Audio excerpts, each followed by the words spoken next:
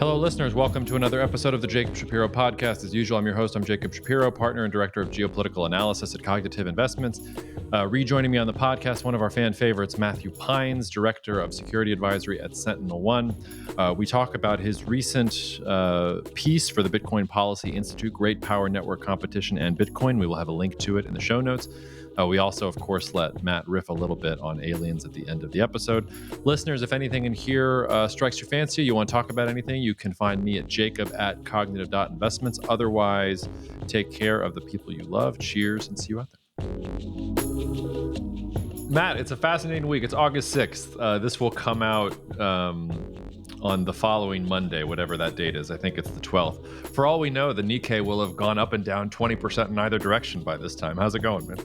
It's going well, just selling calls, buying puts, doing the reverse. You've had a busy summer, it sounds like. You were telling me before we hit the record button. Yeah, the world, when you're in geopolitics, doesn't respect the calendar. And so if you want to take vacation, go to the beach, events happen regardless. Yeah, although it's funny, I in my mind, you're focusing a lot on U.S.-China stuff. And I mean, I was talking about this with a client earlier this morning. That's ironically the quietest thing in the world. Like, we've got a full-on war in Europe and a full-on war in the Middle East. And like the Bengali prime minister is fleeing and Africa is up in arms and Venezuela. But the South China Sea, fairly quiet. Is it quiet on your end, or is there action beneath the surface there? I'd say most of what drives demand for my consulting services, our engagements at Pinnacle One, is more strategic and sort of structural trends as opposed to like acute event-driven risk advisory support. I mean, there's some of that, right? If there's a flashpoint that gets in the news that affects a particular company's operations, right? They'll have questions about it. But most of our projects are about like longer-term business strategy in the context of changing geopolitical risk conditions and cyber threats, right? And so obviously China is like climate change in that respect. It may wax and wane, week to week, month to month, but companies making year-over-year decisions about their operations, their strategy, their network architecture, how to protect critical IP, those sorts of risks haven't changed. In fact, on a structural basis, they continue to increase. So that keeps me busy. You might have just given me the title for the podcast. China is like climate change. It's actually a really good way of thinking about the threat posed by China, because it's so large that it's hard to comprehend, and it's also so large that it's hard to measure. And there's like, if you move one variable, you can't account for the other variables. And it's sort of a nice segue into at least what we're going to start off talking about. You recently re-upped a piece that you wrote for the Bitcoin Policy Institute called Great Power Network Competition and Bitcoin. And I know you wrote it a year ago, but I read it kind of really closely. And it was interesting to read it in light of everything that's happening now, to think about where you were when you wrote it in September 2023, what has changed and what hasn't changed. So I thought I might ask you a couple questions about it and riff on it, not least because former President Trump was in Nashville, and I learned before we hit record that you were there watching him talk about this. I don't know what to call it. Is he tilting at windmills? Is it actually something kind of serious? But basically this idea of a national reserve for Bitcoin proposed, I think, by the senator from Wyoming. You want to start off just by telling us what he was talking about there and whether it's insane or whether there was something behind it? Yeah, so obviously there has been, I guess there's a larger context here, right? So we can get back to the paper, but kind of the political context with respect to Bitcoin, in particular, sort of a recent sort of development in sort of the Bitcoin digital asset space. It's been brewing for, I think, at least a year or two now, but I think it was the last few months that kind of this convergence happened more explicitly, and then resulted in like declarative statements and announced policy proposals to kind of make more concrete that kind of orientation. Anyway, there's maybe political conditions or symptoms that have led to that kind of alignment between what you might loosely define as kind of this like emergent revanchist counter elite, right? That I think is distributed across different segments of American kind of technological and sort of elite society. The Peter Thiel types, other Silicon Valley types, and then the Bitcoin community. I think they all have very different political stripes, very different attitudes about the world. But I think 2024 makes bedfellows, and so there has been, I think, this convergence, at least around Bitcoin policies that resulted in Trump giving this speech that was essentially, very explicitly pro Bitcoin, aligning Bitcoin with at least kind of talking points about U.S. national security and competitiveness and countering China, et cetera. Senator Lummis, came out with related to that sort of similar kind of political announcements, a specific policy proposal to establish a strategic Bitcoin reserve, which she introduced into legislation soon after the announcement. And the details are essentially it would commit the U.S. government to purchase a total of 1 million Bitcoin over about 5 years through a purchase program. It would fund it essentially in large part by revaluing, marking to market a bunch of old gold certificates that have been sitting on the Fed's balance sheet since 1970s, and essentially marking those to market may free up $500-600 billion of liquidity, and it would instruct the Treasury Secretary to take that newly sort of monetized dollar liquidity that's credited to the Treasury General account and purchase Bitcoin with it over this sort of phased schedule. So there's a lot that's like implementation specific and kind of the scope and scale that is envisioned in that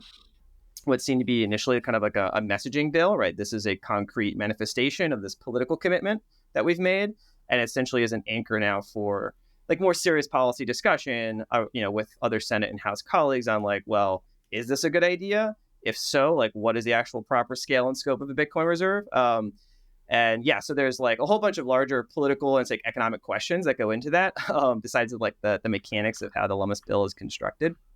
I guess stepping back, like my observations was that like all things in 2024 is a mix of kind of things that are fundamentally like mimetic, things that are fundamentally electoral, and things that are like strategic, right? And in political posturing and speeches, it's always like this like inchoate blend of it all.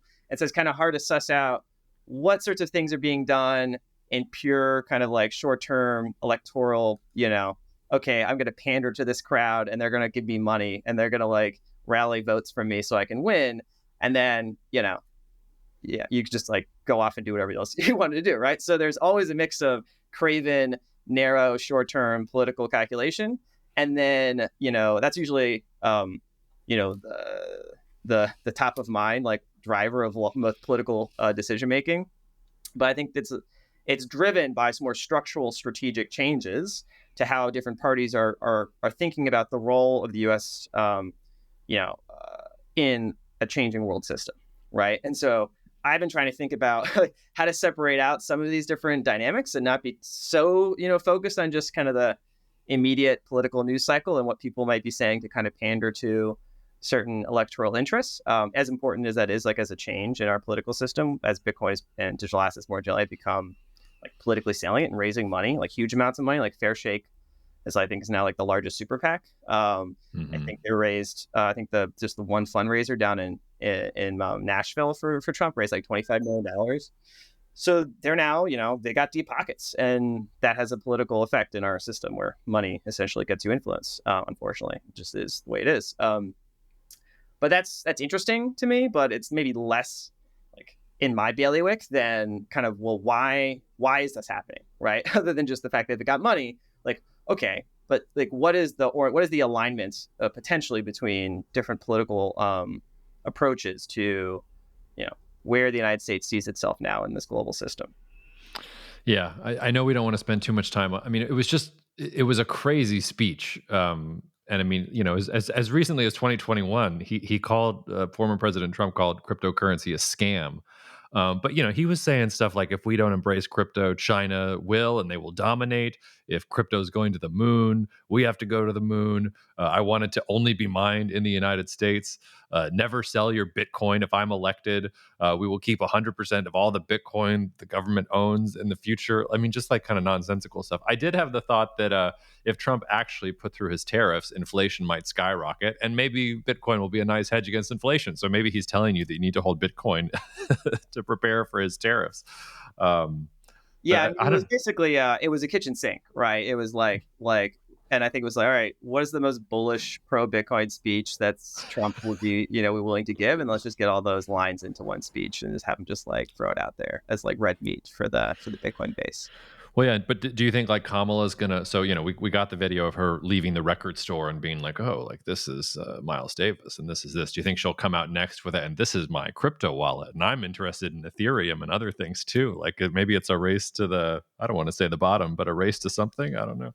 Well, I think there is a broader recognition in the political class that digital assets are not going away as like a feature of the policy space and also the political dynamic, and politicians respond to that. And so I think there has been I know like quieter discussions with the Harris broader team and the campaign about entreaties with the broader sort of crypto community.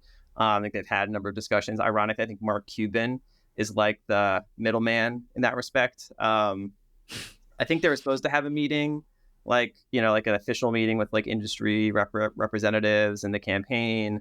I think it got pushed back as the VP announcement kind of was delayed, and obviously that's probably more more important. But at least the door is open. It seems on the Democratic side.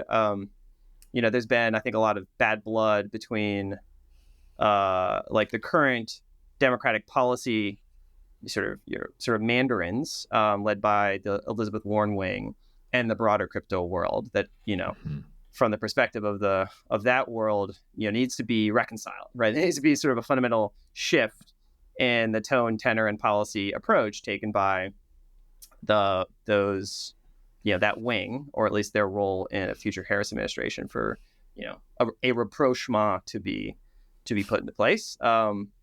It could happen. It might not happen. I don't have any political prognostications in that respect, but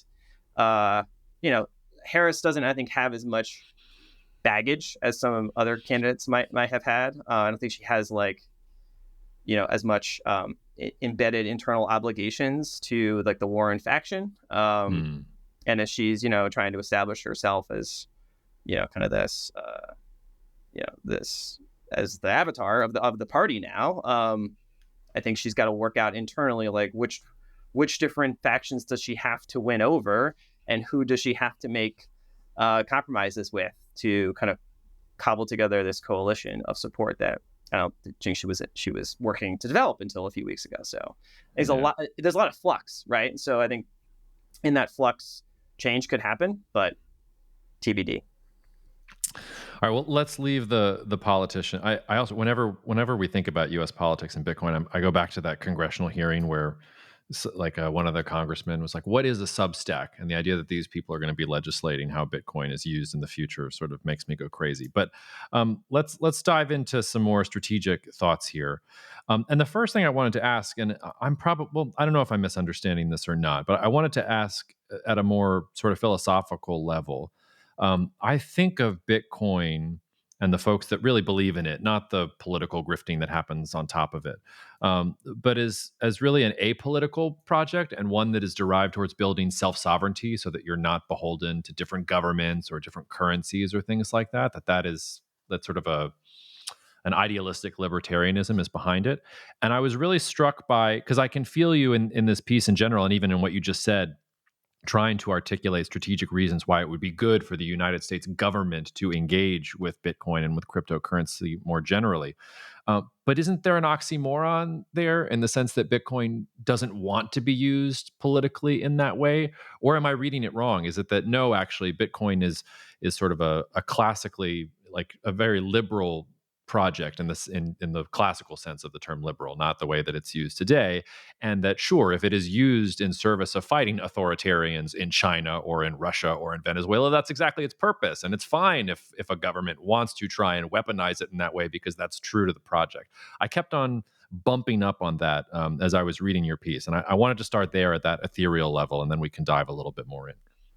Yeah, I think first of all, Bitcoin is an open source software protocol that specifies a hard monetary asset unit and a peer-to-peer transmission system for decentralized blockchain production.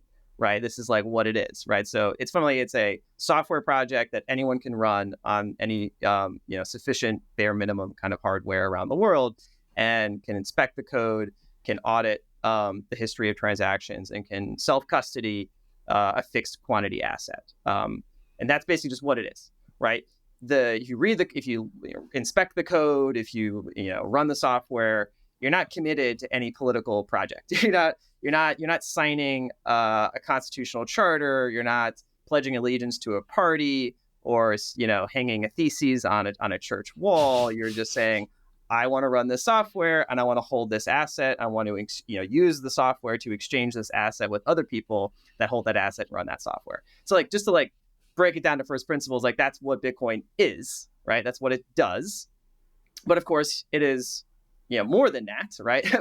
And people, of course, have political attitudes and a vision of politics that informs whether they engage with that software in what way, and whether they think it's net good or bad for whatever their visions of the good are and the political order that they want to see manifested in the world. And so people often use technologies to accomplish change in the world, and people view technologies like Bitcoin as being a tool that they can use to accomplish such changes.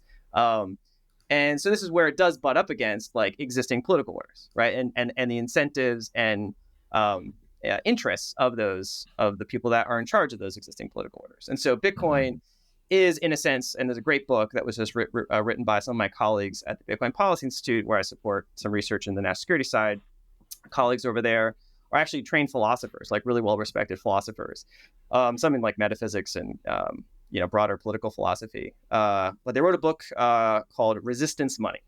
And it was a sort of a philosophical case for Bitcoin from sort of a first principles look at, would you rather live in a world, kind of the old sort of Rawlsian sort of veil of ignorance idea, right? Would you rather live if you didn't know where you would be in the world, where would you rather exist in a world that did have Bitcoin, didn't have Bitcoin, right? And the idea of Bitcoin providing essentially a ability to custody an asset without having to go through an intermediary, and the ability to potentially custody a hard asset that wasn't subject to the devaluation whims of potentially an unstable government or monetary system. And most of the people in the world find themselves born into such systems where they don't have strong property rights and they don't have stable currencies. And so if you're sort of looking at, this question of, is it better, or would you rather live in a world, all things being equal, that Bitcoin exists or didn't exist, you didn't know who you would end up being born as, you have a pretty good chance of being born into conditions where having Bitcoin as an option would be beneficial to you. And so just from that basic, almost first principles kind of Rawlsian analysis, they use kind of the Harsanyi sort of permutation of that, where they sort of they weight it by actual facts about the world. Rawlsian is you abstract all knowledge about the world. But in that case, it is motivated then on certain political attitudes, right? Classical, political liberalism, in the sense that you believe things like property rights and individual autonomy are good things, and that autocratic exploitation, repression are bad things. And that to the extent that we live in a society that is maybe veering towards increasing concentrations of power in the West, where you've got big tech oligopolies, legacy finance, and political institutions that seem to be constructing apparatuses of increased surveillance and control over the populations, maybe for benign reasons, maybe for security motivated reasons, maybe for malign reasons. And then you have large portions of the autocratic East that have no pretense of commitments to liberal values, freedom of movement, freedom of expression, or freedom of transaction. And you have wide swaths of populations in the global South that are trying to climb the value chain and try to connect into sort of technologically connected economy and civilization, but are beset by often corrupt, inefficient, and kleptocratic regimes and unstable currencies. And so in that world that we happen to find ourselves entering into, at least I think it's good that something like Bitcoin exists. I think it's good to see Bitcoin succeed around the world to provide a potential check on those sorts of concentrations of power and the potential exploitations of those governance systems by folks that don't have these liberal commitments. And that's an abstract, commitment. I think you have to cash that out in practice in very kind of politically contextualized ways. And there's no free lunch, right? There are always going to be trade-offs. Any such open system like Bitcoin is going to be exploited by and used by anybody, right? Bitcoin is for enemies, meaning the fact that the thing that makes it valuable as a resistance money to people in the global South, human rights activists, is exactly the same properties that make it useful for cyber criminals, for folks that want to launder money. And there is, a hard assessment you have to give as well. Is this net good or net bad for our visions of the good? That bad guys from our perspective can use this tool as much as good guys from our perspective can use this tool. Mm-hmm. And that's an empirical assessment. You actually have to look and say, okay, let's pay as equal amount of attention to the good applications and uses of this technology and the bad applications. And let's, put in place public policies that try to minimize the bad while also not curtailing the good, right? So this is like, reason why I engage in this is like any policy questions, it's nuanced. You actually have to do analysis, you have to do research and surveys and assessments, and you have to like come up with frameworks that, treat as objectively as possible all these different sides of the ledger, and then make recommendations, informed by the data that say, yes, these are the malicious uses of this technology. These are the good use of the technology. These are, broader public policy objectives. If you, as different governments around the world, want to steer this in the right direction, these are the things that you should consider. So that's like my broader take on this. But I don't see Bitcoin as like a narrow, like libertarian project per se, right? I see it essentially as an open source monetary software that provides essentially property rights to folks around the world that otherwise don't have those in their existing systems, access to an asset that is rare to get access to in most of the world. Like you don't have access to the treasury securities, don't get access to like, real estate in a nice, DC suburb. Like you can't, most people can't get access to NASDAQ stocks. So I think it's good that an asset like this exists that anyone with a phone basically can hold themselves. I love the image of cashing out your abstract principles. I don't know that I've heard that one before, but I'm going to steal it and use it all the time because that's really, really good. Let's make it a little more specific though. So I mean, I think it was last week or maybe it was the beginning of this week. I can't remember. But Russia approved a law that would allow cryptocurrency to settle trade between China and Russia, even though Bitcoin is illegal in Russia and is illegal for the normal Chinese citizen. They are talking about conducting their trade in Bitcoin or with other cryptocurrencies with each other. Is that the sort of thing that you think gets allocated to the negative end of the ledger? Do you think of it more as sort of a long tail risk to authoritarian regimes themselves? Because if they're cracking the door to these things, eventually it will trickle down to locals who will use it to fight the authoritarian regime. Like help me cash out that transaction based on the principle. Yeah, so they passed a law. The law is pretty broad, and I think I withhold judgment on assessing its strategic effect, right, on say U.S. national security interests until I see how it gets implemented, right? Because the devil is always in the details here, and the use of Bitcoin as a rail for conducting, say, nation-state level trade is somewhat limited right now, and I think for those purposes, nation states have and are in the process of constructing peer-to-peer cross-border digital currency rails that are much more desirable from their perspective of national sovereignty, right? Like these countries don't necessarily need to use a peer-to-peer global settlement system that with nodes that are in and out of their country to settle between national accounts, right? They can set up, central bank to central bank cross-border CBDCs, and that's exactly what they're doing, right? Project Mbridge, sponsored by Bank of International Settlements, basically driven by China for the most part, but that is essentially this project of establishing cross-border, essentially hub and spoke connection points between national CBDC systems to create essentially an alternative to the existing sort of dollar-based clearing and settlement system, SWIFT and CHIPS. And so from a strategic perspective, like changes to the global monetary network or networks that we've come to rely on and that have been instrumentalities for U.S. power projection that give us, two key, national powers, right? It gives us the power to surveil global dollar transactions that go through, correspondent banking hubs that are obligated to report back suspicious activities to FinCEN. And that gives us a lot of financial intelligence on who's moving what money where to who, for what purposes. And then that, also gives us choke point authority or choke point power. We can then sanction and pressure, different nodes in that correspondent banking system to not process transactions from certain actors. And when that legacy network structure is something that you have dominant control over the key nodes for clearing and settlement, that surveillance and choke point power is a very powerful capability. And that the United States has leveraged it increasingly so over the past several decades. And so, to the extent that other networks, other financial networks, emerge in the global system that create essentially network bypasses to the legacy dollar clearing and settlement system, that attenuates and weakens the ability of the U.S. government to impose financial sanctions or financial monitoring the way it has done in the past. So, like, all things being equal, that is a diminution of U.S. national power. I do not think, though, that Bitcoin per se is the main driver of these emerging networks at the nation state level. It is really these cross-border CBDC or BRICS gold currency swap arrangements, or Chinese or sort of PBOC bilateral swap deals. Those are kind of the true threat to the dollar system that has given U.S. power. So I think it's a bit of a red herring to say, oh, Russia's passed this law for digital currency settlement.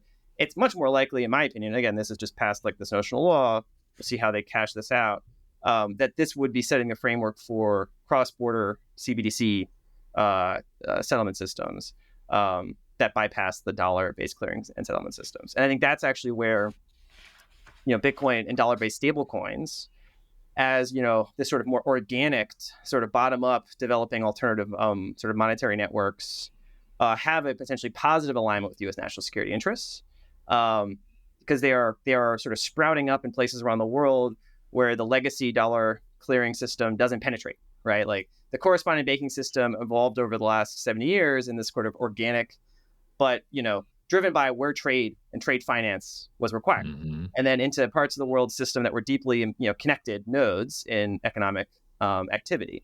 It did not penetrate, is why it's very hard to do like international payments to like a partner in Nigeria. You got to through many different hops. There's lots of delays, and sometimes payments don't go through. Lots of fees. If you're if you're trying to send money to your family back home as like remittances, you got to go through Western Union, huge amounts of fees, et cetera, et cetera. So there is a demand in parts of the world for access to the dollar that they can't get because those dollar rails don't exist, or they're extremely expensive to access. And so you've seen this proliferation of dollar-based stablecoins that have sort of had this synergistic development with demand for Bitcoin as sort of the foundational monetary asset that's driving the proliferation of digital currencies around the world, where it's giving access to the dollar, essentially a dollar substitute, digital dollar stablecoin, that is in exceedingly high demand by lots of populations around the world. That essentially is good for the dollar. It's creating positive demand for U.S. Treasury securities that reserve those stablecoins. So there's a lot there. No, there's a lot there and a lot to work with. It's funny. I have an anecdote for you, which is I had to pay a Polish person to translate something for me, which is a longer story that we don't have time for now, and we'll need whiskey for if we really want to get into it. But anyway, I had to send this Polish person some money, and the only way I could do it was via wire. And when I put in I bank at Bank of America, and when I put in the request to do the wire, I saw that like literally half of the payment for the translation was going to go to fees. And I felt bad for the translator because I was like, well, you're going to lose half the money just because of this. And that's Poland. That's a country like part of the EU, arguably one of the strongest U.S. allies in the world. And even there, it's really hard to send money to. And I was also, I was reading an article in The Economist last night before I went to sleep, because The Economist puts me to sleep, as I'm sure it does most people. But it was about telecoms in Africa. And there was this incredible statistic that I wrote down to remember in the morning, that the Netherlands has more data centers than all of sub-Saharan Africa put together. So like Africa had this moment in the early 2000s where they actually digitized in terms of cell phones really quickly, but they're all still on 2G and 3G like networks. And so if you want any of these things to actually sort of take root in Africa, you're going to have to go out and build either really high-speed telecom systems, hashtag Huawei, or you're going to have to do some submarine cable construction, like all this other kind of stuff to get it to penetrate. But yeah, exactly to your point, like the parts of the global system where the dollar has penetrated is not necessarily where the dollars need to go in the future, right? Because China's where all the production and the labor is happening, and the OPEC countries are where the energy used to be. But you don't need the energy from the OPEC countries anymore, and you're trying to de-link from China. So it's actually more important that you could pay someone in Ethiopia or in Mexico to build this thing for you, and those rails are not really there. Yeah, I think there's two key like any monetary network finally has like two attributes. One is like the rails, and then there's like what goes on the rails, right? The Mm-hmm. asset itself. And so Bitcoin and, let's say digital currencies more generally, they have both of those aspects, right? So Bitcoin is a peer-to-peer transmission and settlement system that, essentially is its own endogenous rails, and it has its own endogenous monetary asset. Just happens to be a fixed supply asset. That's sort of maybe Mm-hmm. what bootstrapped the network in the first place. And so that then creates two different dimensions to like the geopolitical relevance of Bitcoin as it monetizes and as its adoption penetrates different parts of the world, is both the proliferation of clearing and settlement systems that can maybe, bridge into the dollar system through stablecoins in a much more, say, frictionless or low fee or peer-to-peer manner that don't have to go through the legacy dollar-based clearing and hierarchical correspondent banking system. And so just proliferation of rails, that penetrate to mobile first environments in the global south and kind of the sort of front battleground of kind of what you call like strategic competition, right? And for influence in these emerging markets and frontier markets, where China, to be honest, has like an advantage because they have gone out into those markets much more aggressively with state-owned champions to build this infrastructure, this digital network infrastructure that's based on, their sort of techno-authoritarian stack, right? So you mentioned Mm-hmm. Huawei, 5G sort of infrastructure, cell phone providers that are proliferating. Like half of the mobile market in Africa is dominated by Chinese manufacturers. Even like local, it's local production. They've like really gone out and dominated the sort of that cheaper but pretty high capability cell phone market. And then but they're making these deals with governments, which is like increasingly economies are digital economies and governance is digital governance. And power over data, be able to monitor data, blocked certain types of communications and transactions is basically how governance is now mediated. And so, China has an interest, both for like raw geopolitical reasons as well as like ideological reasons, sort of export a certain model of sort of techno-authoritarian governance that also has like their software capabilities built in for cyber snooping and potential leverage points over the governments that are adopting that kit, and also like long-term like inducements and coercive capabilities over governments to stick to their BRI kind of resource deals.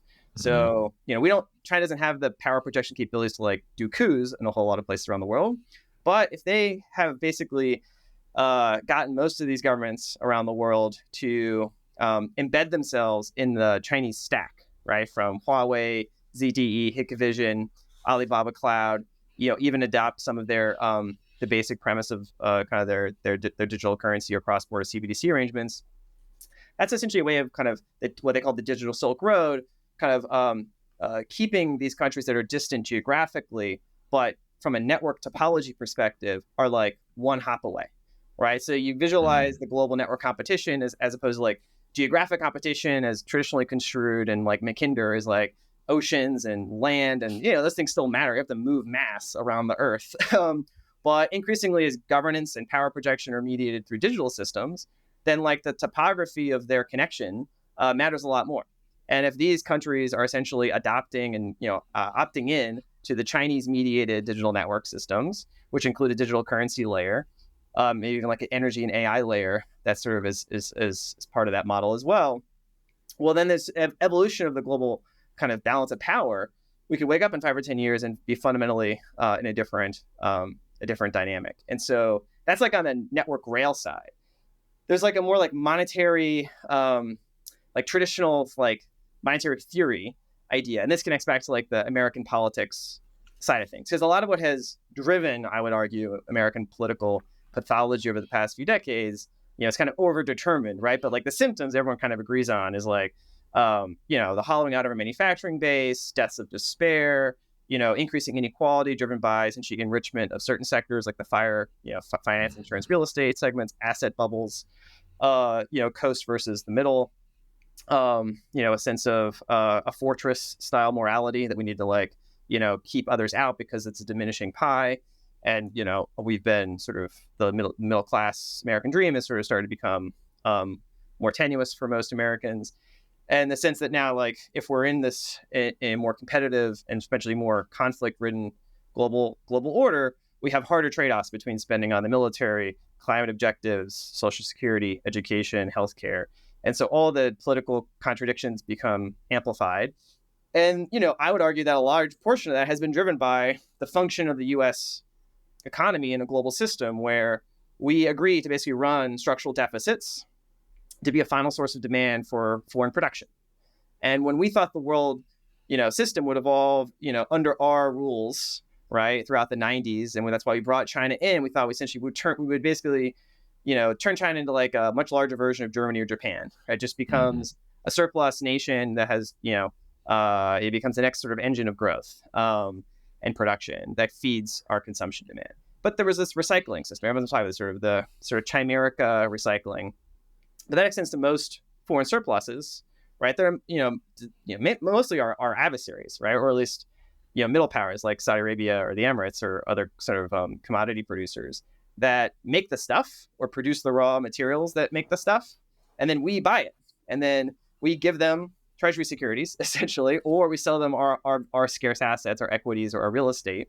So we essentially have to then kind of launder, right, like foreign surpluses into our asset markets, and so that's leads to political corruption, it leads to asset bubbles, inequality, resentment, military industrial atrophy. So like not great things, right? So I look at the system from like a just geopolitical analyst, and I go, okay, maybe this was good to run in the beginning. Maybe it's like any system, it like usually has like high returns, low costs, but at a certain point, the costs start to outweigh the economic and political and geopolitical returns. But because the existing institutions have sort of grown up to kind of extract rent from that existing flow, they're going to be very resistant to any change, right? And so I think that's where we're in right now, which is like certain folks in the power structure recognize that the system is not working for us anymore for many different reasons, and we need to change it. The question is how, and how do you get political economy consensus on those changes? And yeah, there's many different policy proposals, but like the Trumpian version, at least, the folks around him that are sort of pushing this direction, is like a tech and tariff wall where essentially we create a security zone more explicitly, and we basically force our allies to pay to be a member of that security zone. And it could be swapping short-term debt for century bonds and tariffing anyone that's outside really high, and kicking the can of our fiscal deficits further down the line. Trying to balance it out with like a weak dollar policy, bigger industrial policy, credit rationing, financial repression, et cetera. These are all like non-ideal from like a economic and political and geopolitical perspective. Those are going to have lots of diplomatic costs. If you force Japan or Taiwan to like swap out their reserves for century bonds, well, that's like less leverage than you have to get them to like do other things you want them to do, say on semiconductors or on defense policy. I think Bitcoin is an interesting, I don't have the perfect solution, but because it hasn't even been considered as like, this gets back to the strategic Bitcoin reserve idea, is like, well, you can consider that Bitcoin essentially as a neutral reserve asset, right? It's scarce. So it can function essentially as a shock absorber for some of those surpluses in a way that doesn't necessarily generate the same sorts of pathologies, right? It just is a neutral reserve asset that can monetize. It may monetize at the expense of treasury securities directly, but there are ways that you could balance that out if it's all basically aligned to the government's balance sheet. It sort of it's just a different way you mark the books. And if we happen to hold more Bitcoin than most other countries around the world, its monetization relative to say gold or Dubai real estate or Saudi Arabian vanity projects is like better than the alternative. So there's scenarios where Bitcoin serves essentially as maybe a long-term hedge for instability in that case, or it works as like a neutral absorber of foreign surpluses that helps us maybe gradually reorient the global economic order. I'm not saying it's the panacea, because I think there's largely you're not just going to like change China's approach to like manufacturing and aggressive mercantilism because you put Bitcoin on the balance sheet, but it's a new tool that you could think about as part of a broader set of policy shifts if you were smart about it, right? I think it would have to go beyond just like a meme speech, right? It would have to be like very well thought through, phased, multi-year thing.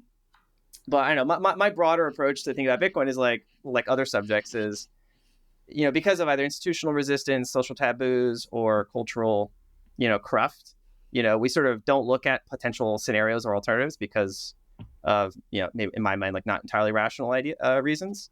And when Bitcoin was 100 billion total market cap, would be a bit of a fantasy to think about it as like realistic policy, direction. But if it's now 1 trillion or 2 trillion or 3 trillion, well, now it's like a viable thing to think about.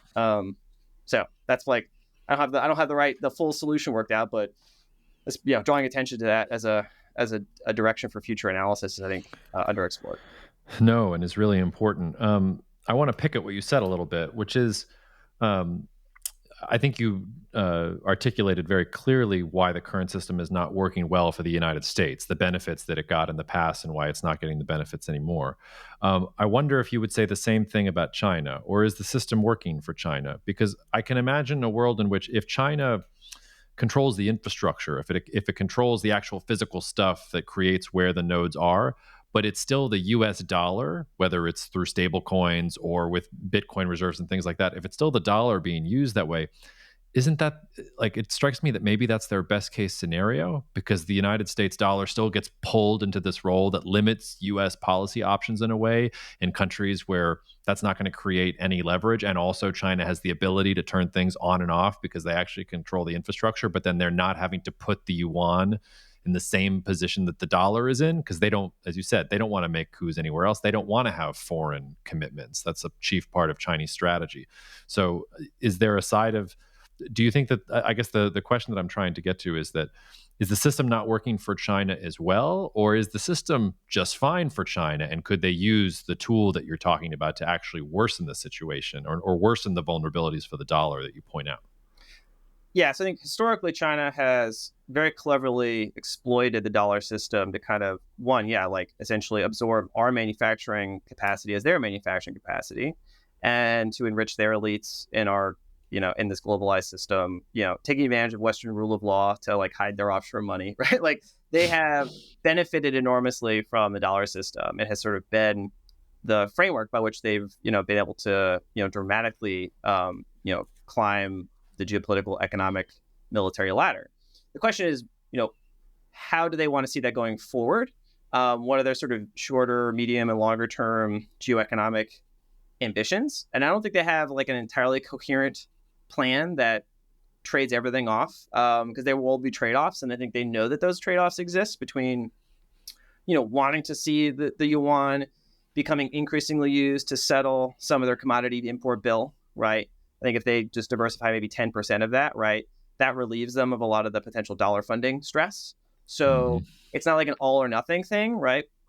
But I think they clearly have a strategy of diversifying away from the dollar for certain parts of their trade, especially strategic trade with partners that are ideologically and geopolitically aligned, which I think is the direction they're heading in. Maybe using gold as a bit of a relief valve to do some of the net settlement. But again, that's not like the reset the global system sort of thing. It's like let's do like a side deal under the table that, gives us a backup plan, relieves some of the acute pressures from, these, the instabilities inherent to the dollar system when they don't control the dollar. But they're heavily reliant on it as part of their trade finance system. So they want to sort of they want to have their cake and eat it too, right? But they don't necessarily want to radically adjust like their internal political economy, right? They don't want to have like a fully democratized liberal domestic political system.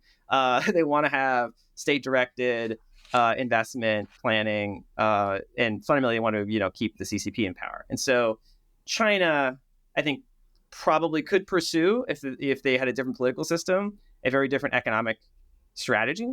But I think the interest of the CCP will dominate, at least in the next, as long as President Xi is in power. And so he has prioritized security over anything else. And so he is thinking about how to construct China as a fortress economy, right? Essentially this dual circulation strategy where minimizing outside dependence, but maximizing external dependence on China. And so this asymmetric strategy. And so from that perspective, I don't think they have any interest in like internationalizing the yuan, to the extent that they have to like run current account deficits to absorb those foreign yuan surpluses. But where they can do strategic bilateral clearing deals, create essentially redundant network failovers for critical settlement systems like cross-border CBDCs, these geoeconomic and sort of digital network relationships with the Middle East, Africa, South Asia, obviously Russia. Those will come into place essentially as like underneath networks. Like they're not going to just get out of the existing system, but kind of construct their own, nascent but sort of ready in the wings in case of a crisis. Because I think they want to like pursue a strategy of geopolitical ambition where they try to, do a hostile takeover of the global trading system, basically, right? Like across all the strategic industrial domains, as they essentially try to gobble up, what limited global growth is available, and EVs and solar, in other industrial production. They're doing a crash investment in S&T, so they really aggressively are trying to catch up to the frontier and maybe even dominate the frontier in AI, in new energy, new materials, quantum information, space, biosciences, synthetic biology, which they see as like the critical next phase of economic transformation that every advanced power is going to be trying to capture. And so there could be nonlinearities here, especially if, everyone's like bearish on AI now. This seems to come in like 6-month hype, hope, despair cycles. Maybe the next thing is synthetic biology. The next thing is like space economy. The next thing is like China's putting massive bets on all of them. And they have a sort of whole of government, whether it's espionage, technology transfer, government subsidy, investment, sorts of strategies.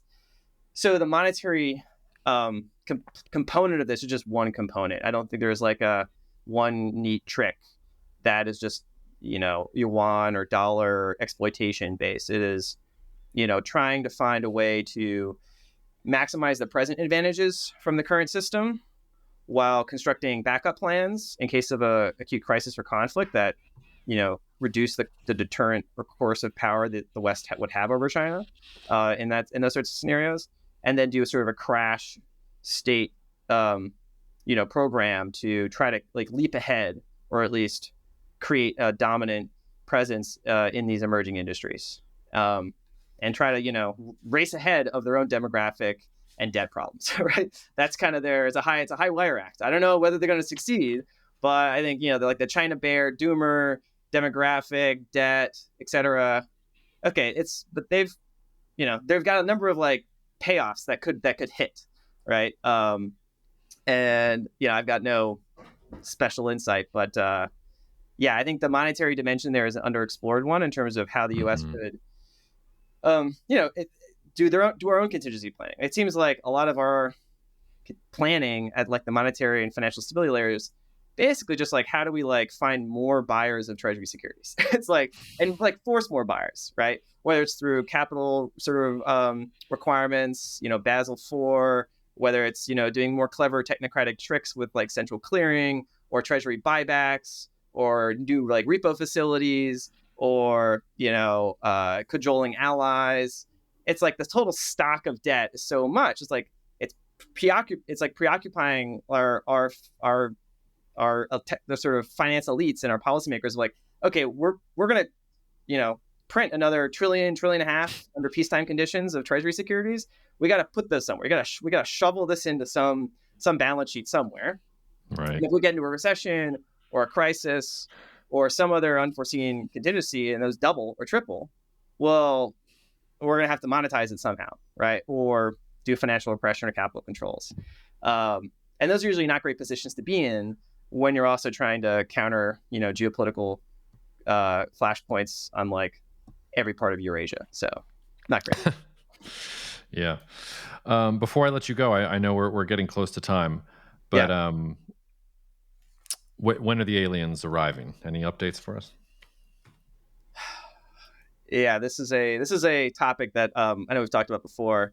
In the context of like 2020s being immensely disruptive along different dimensions, geopolitical, technological, or more exotic. I think this is in the exotic bucket, but certainly nothing to ignore. I mean, I would draw particular attention to the Senate. So the Unidentified Anomalous Phenomenon Disclosure Act, which was introduced and passed by the Senate last year as a manager's amendment, introduced by Senator Schumer, Senator Rounds, co-sponsored by Senator Gillibrand, Todd Young, Martin Heinrich, Marco Rubio, serious people, Intel Committee, Armed Services Committee, Majority Leader, bipartisan. The UAP Disclosure Act, as I mentioned last time, we've chatted, references legacy programs that are believed by the Senate, at least the credible testimony given to them leads them to believe that there are these legacy programs that have not been reported to them in sufficient detail that relate to capture, reverse engineering, exploitation of technologies of unknown origin that they define, as well as non-human intelligence associated with that, and biological materials that have been retrieved. So these are quite, if you read that bill in any other context, it would look like the Senate is passing, a whole bunch of legislation motivated by concerns that parts of the intelligence community have been hunting Bigfoot and the Loch Ness Monster and have been keeping biological specimens of those fairy tale creatures in secret facilities and not telling the Congress about it. That's what it basically says. Except instead of Loch Ness Monster and Bigfoot, it is technologies of unknown origin associated with unidentified anomalous phenomenon, UFOs, and biological materials. So, prima facie, absurd, right? But it's true. It's what they've said. It's what they've written, what they've passed. And is what a lot of people that are closer to this subject also believe. And they've just recently reintroduced this bill.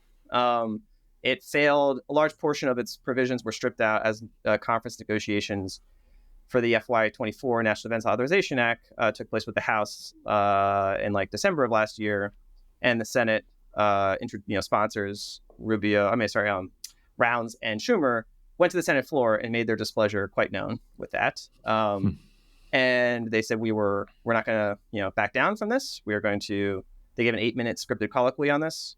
Well worth watching to see how the Senate Majority Leader speaks about the subject. How declarative and explicit they are. And so we are now heading in the phase where it's political at this point. They've reintroduced it. They're doing these negotiations with the House to go into this fall when they have to do the must pass FY25 National Defense Authorization Act, and they merge it with the House version. The House Intel Committee, the leadership has apparently been not very cooperative or not as willing to go as far as the Senate has with this UAP Disclosure Act and its pretty extensive provisions. So we'll see how those negotiations pan out.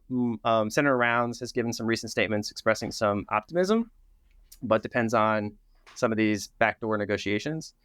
I think there is going to be some activity over the course of this summer and fall by certain folks from within and now outside the intelligence community to put more public pressure in the public discourse to unch this along, right?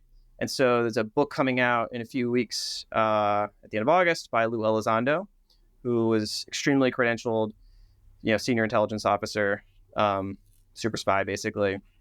And he's gonna have what amounts like a tell-all book that he got cleared to release called Imminent.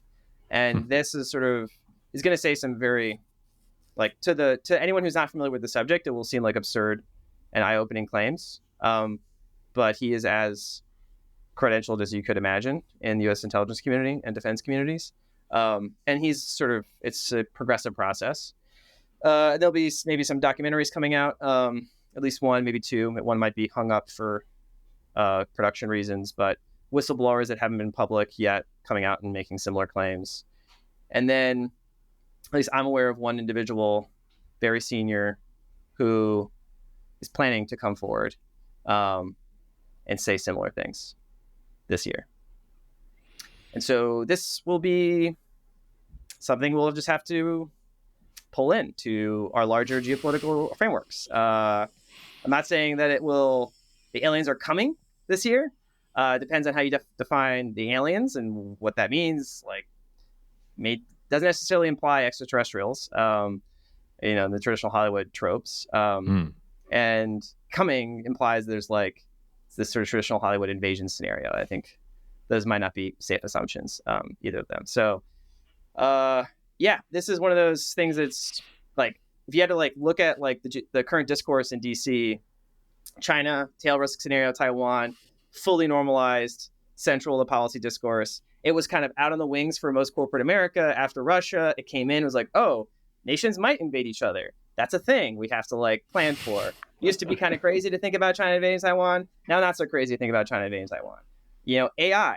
2-3 years ago, you asked any policymaker, we need to pass laws and have serious discourse on like safe AI so we don't get like, the Terminator problem. We don't get like runaway super intelligence that's not aligned with humanity that like leads us to extinction. That would be like, you're on your blog talking with your other weirdo, like effective altruist friends about the AI, singularity. Like, okay, that's fine. You do that. That's like a weird intellectual hobby, but like, that's not a serious policy question. Well, in the last year, we now have like AI safety institutes and like briefings and national security concerns about, disruptive technology coming out of these frontier labs. And like, it's a pressing and serious like policy question about how do you actually, get your arms around the potential for exponential improvement of these AI systems. Bitcoin, similar sort of thing. Like a few years ago, Bitcoin being a geopolitical topic would be like, a fantasy future, like Bitcoin or sort of fever dream.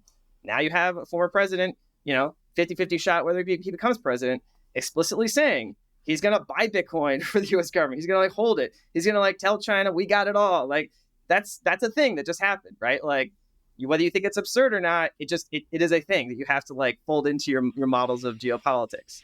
And so I would just say this is another fourth thing that was like formerly considered absurd, sniffed at, derided, or sort of chuckled at nervously a few years ago that is making its way, not as fast, but is making its way into that Overton window of policy discourse. It hasn't gotten all the way there yet, but if you track the Senate activity closely and some of these things happening, you can discern this movement. And my job is to discern those things coming in from the sides and the tails and thinking, okay, well, if this is the movement in a year and 2 years, it could be here. And I don't want to be surprised. And I think your listeners don't like listen to these things to try to think about what might be coming in so they don't feel surprised. So that's how I would contextualize that.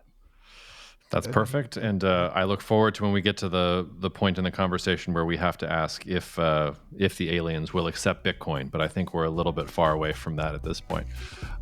Matt, thanks as always, man. It's always fun. All right. Thanks for having me. Thank you so much for listening to the Cognitive Dissidence podcast brought to you by Cognitive Investments.